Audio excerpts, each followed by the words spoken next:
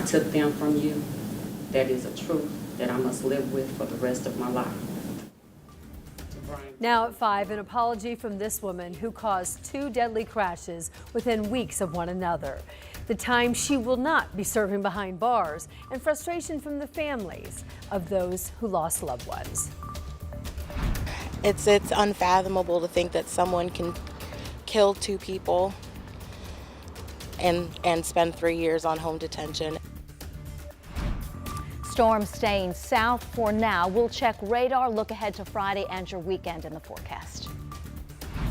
And trying to come up with a state budget, the differences between the House and the Senate when it comes to education funding. Live from Indy, you're watching 13 News.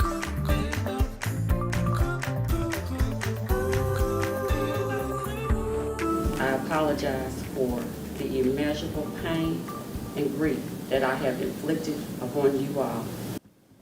Tonight, an apology to the families of 2 people killed in crashes caused by a woman who suffered seizures and passed out as she was driving. Kelly Anderson received the maximum sentence under the plea deal, but will spend less than 3 months in jail. Rich Nye had his camera in the courtroom today for the passionate testimony from all sides.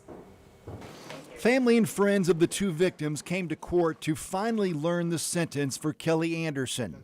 A few testified about their loss. Maybe one day I won't feel a pang of guilt each time that I laugh, or an immediate sadness whenever I smile. Maybe one day I won't internally panic each time I have to get into the car or walk on a sidewalk. Maybe one day I'll get my optimism back, my joy for life. Anderson suffers from a seizure disorder.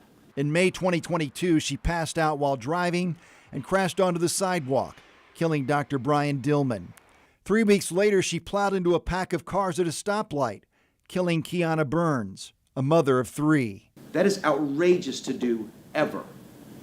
It is unspeakably outrageous to do that a second time, 3 weeks after killing somebody. And I would submit that that's an act of selfishness on the part of the defendant. It boils down to nothing more than it's more convenient to drive yourself than to get a ride.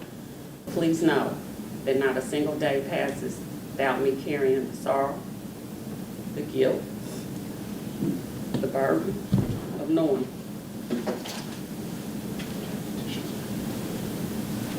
that I took away people who were the very heart of their lives. After the crash that killed the doctor, Kelly Anderson went to see a neurologist. That neurologist allegedly cleared her to drive. But the judge pointed out that that neurologist was not aware that Anderson had just been responsible for a deadly crash. You clearly knew this was the wrong thing to do, and you continue to drive. You continue to make justifications and excuses why you should drive. The judge gave Anderson the maximum 3-year prison sentence under the plea deal, but she only has 84 days left to serve because of credit for time on home detention since her arrest. She will have 3 years of supervised probation when released. Her driver's license is suspended at least 10 years. Rich Nye, 13 News. We followed this case from the start 3 years ago. The families shared with us how they were processing the loss and the frustration that Kelly Anderson caused in those 2 crashes that were just 21 days apart. It led to 2 separate legal cases and a lot of legal maneuvering. For the families to navigate this, it's been exhausting. We're tired and we're mentally drained and we want it to be over. And I think the way that we ultimately felt was that whether she went to jail or not, our loved ones weren't coming back and it wasn't going to change anything. And so we just wanted it to be over. And so we agreed to the plea deal. And we are glad it's over. It's really been particularly difficult for Kiana's family because there was that deadly warning that Kelly could black out while driving. After the first death, how could you want to get behind the wheel? Even if your doctor did clear you, why would you want to? That should have been enough. That would be enough to terrify me from ever driving anything ever again. And she was back behind the wheel after killing Dr. Dillman just a couple weeks later. Want one more? Kiana Burns had 4 children, 3 sons and a daughter. Now her mom and her older sister are raising 3 of them, while the 4th is with his father. They are now 11, 8, 5, and 3. And these are images shortly after the accident. They were so young that now just 2 of them remember their mom.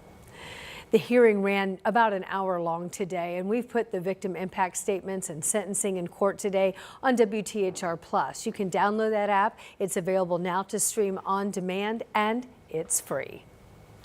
Tonight, 2 people are hospitalized in critical condition following a shooting which Metro Police believe started as a fight between neighbors. It happened just before 3 o'clock this morning on North Addison Street near West Washington and North Holmes Avenue.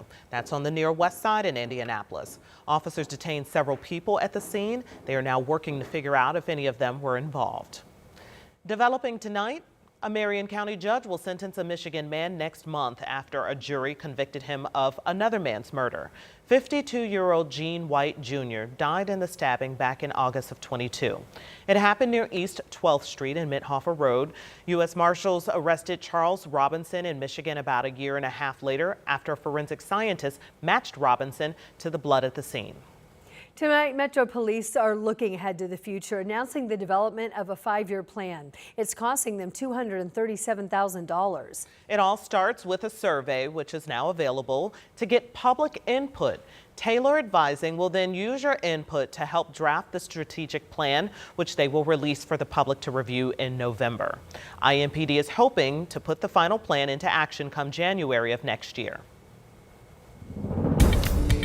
Tracking storms and the threat of severe weather mainly across southwestern Indiana, south into portions of Kentucky and Tennessee. I do want to give you a close-up view of this cluster of storms because there is a confirmed tornado warning near the Princeton area. So this is in between Vincennes and Evansville. That goes until 5:45. It is tracking southeast and will stay south and west of our area, including Bedford and Seymour. But we're also keeping an eye on a couple of cells just getting ready to cross the state line. We'll see how these hold together. But right now, the rest of central Indiana is clear and at this point not under the threat of severe weather. Big story today, the sunshine and the warm up. Temperatures are running almost 20 degrees warmer from this time yesterday. That puts us in the 50s and 60s. Right now in Indianapolis, just a few clouds and 61. Coming downtown for the Pacers game, it's a big one. Pacers host the Cavs. Temperatures early on in the upper 50s and low 60s. It will be a mild evening. Hour by hour forecast for our Friday. Not quite as warm as today with some sunshine tomorrow afternoon, low 50s. Thanks, Angela. Well, some signs of progress. The Red Cross is closing a shelter in Columbus tonight. This was something they set up for flooding victims. The Red Cross closed the shelter at St. Peter's Lutheran Church earlier this afternoon, saying that there's no longer a need for it. So if you're still in the area and you do need help, you can call 1-800-RED-CROSS. And tonight, the Hancock County Board of Commissioners is issuing a state of emergency proclamation for the county following the flooding. We're now getting a new look at the flooding they've seen across the county with the pictures you see here. This is from Hancock County Homeland Security. The director says the emergency proclamation will help the people who live there as well as the county with additional resources and assistance. We now know how the state Senate Republicans think that the state's money should be spent over the next 2 years with the release of their budget. So it has a few key differences from the budget proposed in the House. 13 News State House reporter Emily Longnecker is here to explain. Well, on the Senate side, it's the Appropriations Committee that comes up with the Senate's budget proposal for the next 2 years. That committee's chairman, Republican State Senator Ryan Mishler, said this budget is about efficiency, transparency, and oversight. The 2 biggest areas of spending, education and Medicaid. Funding for K-12 education makes up nearly half of the Senate's proposed budget, coming in at close to $19 billion over the next 2 years. Unlike the House's budget proposal, which funds school vouchers at 100%, the Senate's plan doesn't go that far. And it's not, that we don't want to do the vouchers, it's just how do we pay for them? I think that's going to be the difference, is just how do we fund that? The decision not to fund school vouchers at 100% was a move even some Senate Democrats agreed with, especially without knowing yet what will be in next week's revenue forecast. That forecast tells lawmakers how much money the state should spend next year, which could clash with the budget. We're going to that revenue forecast. I don't believe the dollars are there, and I think public schools, we have to continue to do with public schools without taking from them. Medicaid is the second biggest area of spending in the budget at $10 billion. That's an amount Senator Ryan Mishler says has doubled in just 4 years, cutting into what the state spends on education. So that's what it eats into first. So if we don't do something different and get our hands around it now, it's gonna cause trouble for K-12. Republicans in the Senate have made addressing Medicaid growth a top priority this session by trying to cut down on the number of Hoosiers on it with changes to who can qualify for Medicaid. Republicans say it's about making sure Hoosiers who need help the most can still get it. Democrats disagree, saying thousands on Medicaid right now will end up on wait lists. The budget does not address the Medicaid wait lists. We have more than 10,000 Hoosiers on a program that they have to wait until probably next budget session, if not longer than that. Even with money tight and revenues expected to be smaller than in years past, the Senate's version of the budget holds more money back for reserves than the version of the budget in the House. If we have any trouble, if we have a pretty decent reserve in year 2, we've got some room to maneuver there. Also in this budget, a transparency piece. Elected officials, including the governor and lieutenant governor, will be expected to fill out travel reports detailing where they went, why, and how the trip was paid for. Now, this is just the Senate's budget proposal, so you can expect lawmakers in the House and Senate to be talking over the next couple weeks to arrive at a final version. At the Indiana State House, Emily Longnecker, 13 News.